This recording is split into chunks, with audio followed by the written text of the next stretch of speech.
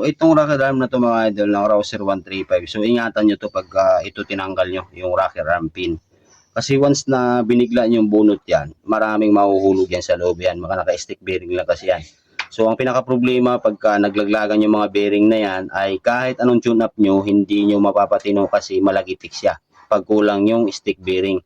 So, napakahalaga po niyan mga idol na hindi siya malaglag pagka sinalagay nyo na to or tinanggal nyo yung pin. So, sa paglagay ganito, kung wala kayong grasa, lagyan nyo siya ng langis para magsama-sama siya at hindi siya maghiwalay-hiwalay. No? So, sa paglagay ganyan, no? Try nyo muna. Ngayon, kung ganito na siya mga idol, ibig sabihin nun, walang nakaharang sa loob or nalaglag ng stick bearing.